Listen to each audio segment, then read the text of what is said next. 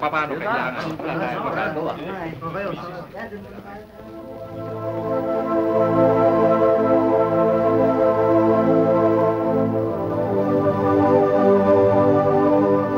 Paano mo nalaman kung saan ako nagtatrabaho? Paano mo nalaman ang bagong pangalan? Kilala mo naman ako, Waldo, di ba? Kilala mo naman ako paano ako magtago. Sabihin nating ikaw lang ang pinagkakatiwalaan ko, kaya...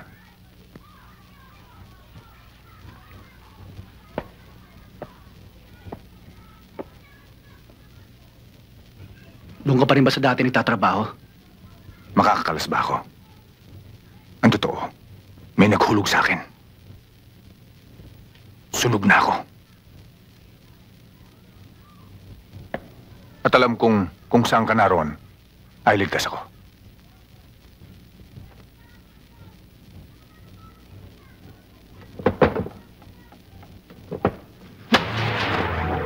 Hindi ka na kasi siguro.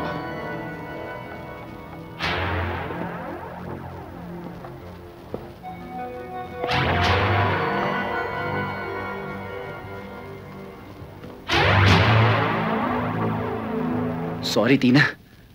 Akala ko sila Gido na naman eh. Nakita ko kasi kanina na meron kang dumating na bisita. Kaya, dinalang ko kayo ng makakain. Halika, tuloy ka.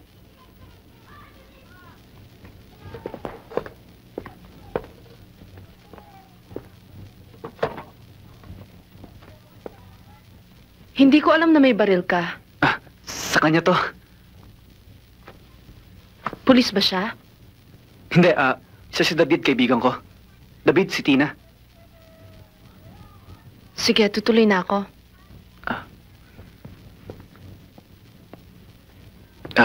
Tina, salamat ulit Pasensya ka na sa nangyari. Okay lang yon.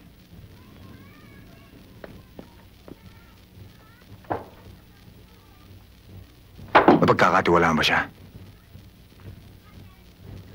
Wala.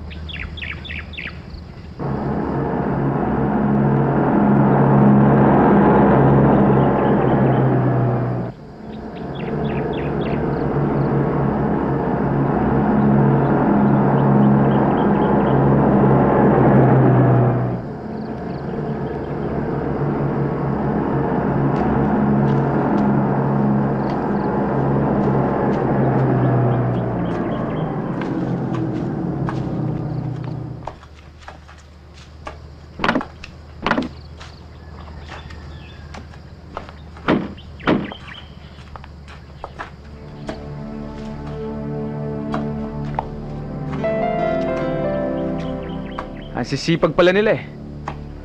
Sana maintindihan mong ginawa ko. Huwag ka mag-alala, ate. Naawa na rin ako sa'yo eh. Simula nang mag-iulila tayong lubos eh, ikaw nang kumarga lahat ng problema. Siguro naman ngayon magagaangan ka na.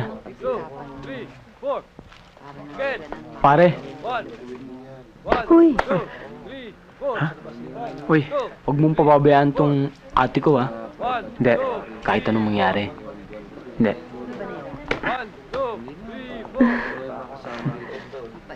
Again.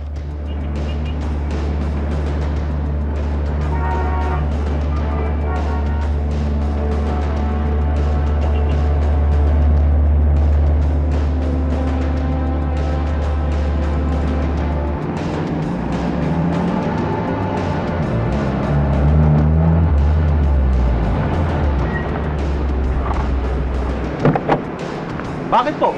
May operation kami. Operation Armored Van.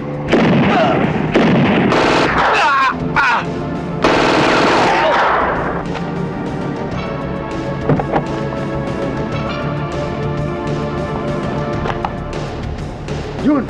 Sa kabila! Alis na kayo dyan, ha? Ano? Bilisan nyo! O, halika na! Sama tayo! Tara!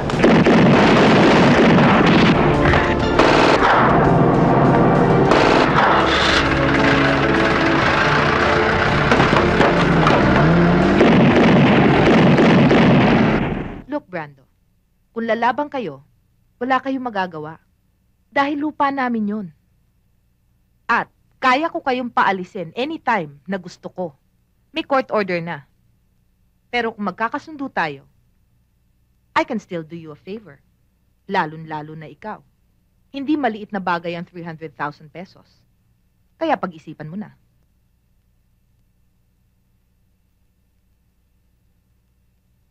Prangka ako. Liberal. Pag may nagustuhan ako, nakukuha ko kaagad. Katulad ng ginagawa mong pagkuha sa akin. Para magamit laban sa mga taga-ron sa amin. Hindi yon, Brando. Hindi yon ang ibig kong sabihin. May iba pa akong gusto. Ikaw yun. Ang tapang-tapang mo. Lalaking lalaki ka. When I'm with you, safe na safe ako. Alam mo, hindi mo ako kayang mulain. Hindi kita binubola. Yang pagsagot-sagot mong yan, gustong-gusto ko yan. Yang pagiging barumbado mo, mas lalong gustong-gusto ko yan.